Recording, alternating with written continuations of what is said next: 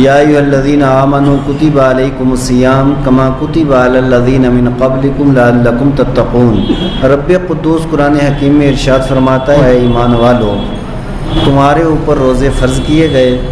جس طریقے سے تم سے پہلے لوگوں کے اوپر فرض تھے،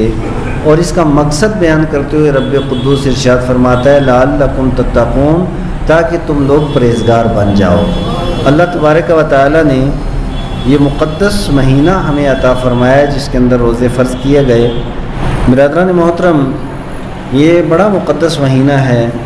اللہ تبارک و تعالی نے اس کی شان بڑی بلند فرمائی ہے۔ اس کے تعلق سے بھی چند باتیں ہوں گی، اور اس مہینے کے اندر جو روزہ رکھا جاتا ہے، یہ روزہ رکھنا ایسی عبادت ہے جو اللہ تبارک و تعالی کے بندے کو اللہ کے قریب کر دیتی ہے۔ حضرت ابو ہریرہ رضی اللہ تعالیٰ عنہ یہ حدیث کے راوی ہیں، یہ بیان کرتے ہیں مصطفیٰ کریم صلی اللہ تعالی علیہ وآلہ وسلم نے ارشاد فرمایا کہ رب قدوس ارشاد فرماتا ہے کل عمل ابن آدم لہو، کہ اولاد آدم کے جتنے کام ہوتے ہیں، جتنے عمل ہوتے ہیں، وہ اسی کے لیے ہوتے ہیں، اور الا الصوم، سوائے روزے کے، فإنہ لی وأنا أجزی بہ، روزہ میرے لیے ہے اور روزے کی جزا دینے والا میں ہوں، روزے کی جزا دینے والا میں ہوں۔ اور ارشاد فرمایا والصیام جنہ، اور روزہ یہ ڈھال ہے، وإذا كان یوم صوم أحدکم فلا یرفث ولا یسخب، کہ تم میں سے جب کوئی روزہ رکھے تو پھر روزہ رکھ کر کے اس کے اندر کسی قسم کی خلاف شرع بات نہیں ہونی چاہیے، اور پھر روزے کو توڑنے والی اور روزے کو ختم کرنے والی اور اس کے ثواب کو ختم کرنے والا کوئی کام نہ ہو، اور ہر طرح کی گناہ سے اور ہر طرح کی برائی سے بچا جائے۔ اور اگر روزے کی حالت میں کوئی بندہ، مصطفیٰ کریم علیہ السلام ارشاد فرماتے ہیں کہ روزہ رکھا ہے نا بندے نے، اور پھر اگر کوئی آدمی جہالت پہ اتر کر کے کوئی گالی دے اگر روزے کی حالت میں، جبکہ ایک مسلمان کو گالی دینے کے تعلق سے مصطفیٰ کریم کی یہ فرمان ہے صحیح بخاری کے اندر، سباب المسلم فسوق و قتالہ کفر، کہ ایک مسلمان کو گالی دینا بہت بڑا گناہ ہے، اور ایک مسلمان کے ساتھ بلا وجہ قتال کرنا، اسے مارنا، اور یہ تو بالکل انسان کو اسلام سے باہر لے جانے والا کام ہے۔ تو مصطفیٰ کریم صلی اللہ تعالی علیہ وآلہ وسلم نے ارشاد فرمایا کوئی جہالت کے اوپر اتر کر کے اگر روزے کی حالت میں کوئی گالی دے یا وہ لڑائی کرے، تو پھر اب یہ نہیں کہ روزے دار بھی اس کو گالی دینا شروع کر دے اور وہ بھی اس کے ساتھ لڑائی شروع کر دے، بلکہ اس کے لیے ضروری ہے کہ وہ یہ کہے انی صائم، کہ میں روزے دار ہوں اور میں نے روزہ رکھا ہوا ہے، میں تیری طرح جہالت کے اوپر اترنے والا نہیں ہوں، جس طریقے سے تو جاہل والا کام کر رہا ہے یہ کام میں ہرگز نہیں کروں گا۔ یعنی روزہ رکھنا بھی ضروری ہے اور روزے کی حفاظت کرنا بھی ضروری ہے۔ اب روزے کی حفاظت کیا ہوگی؟ لغویات سے بچے، بے حیائی سے بچے، برائی سے بچے، آپ نے پورے بدن کے اوپر کنٹرول رکھے، آپ نے نگاہوں اور دل و دماغ کے اوپر کنٹرول رکھے، اور ہر طریقے سے آپ نے اوپر کنٹرول رکھے تو اسی کے اندر پھر وہ بندہ صحیح طور پہ روزے دار کہلائے جانے کا حقدار ہے۔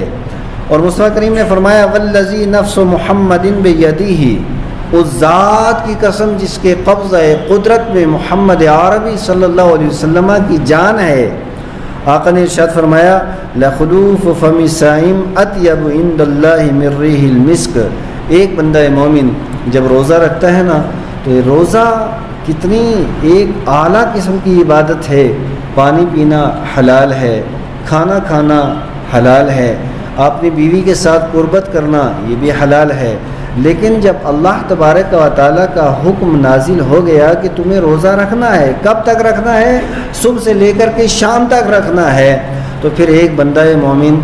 حلال چیز کو بھی حرام سمجھنے لگتا ہے۔ یعنی پانی سامنے رکھا ہوا ہے اور اسے بھرپور قسم کی پیاس بھی ہے، لیکن اس کے باوجود وہ پانی کی طرف نگاہ اٹھا کر کے پینے کی نظر سے دیکھنا بھی نہیں چاہتا ہے، نہ وہ کھانے کے قریب جاتا ہے، نہ پانی، اور نہ اسی طریقے سے اپنی نفسانی خواہشات کو پورا کرنا چاہتا ہے، صرف اس وجہ سے کہ میرے رب کا حکم ہے اور میرا پاک پروردگار عالم دیکھ رہا ہے۔ تو جب خدا کی رضا کے لیے بندہ پانی چھوڑ دیتا ہے اور کھانا چھوڑ دیتا ہے، اور جن چیزوں سے رب قدوس نے منع فرما دیا ان ساری چیزوں کو بندہ چھوڑ دیتا ہے اس کی رضا کے لیے، تو پھر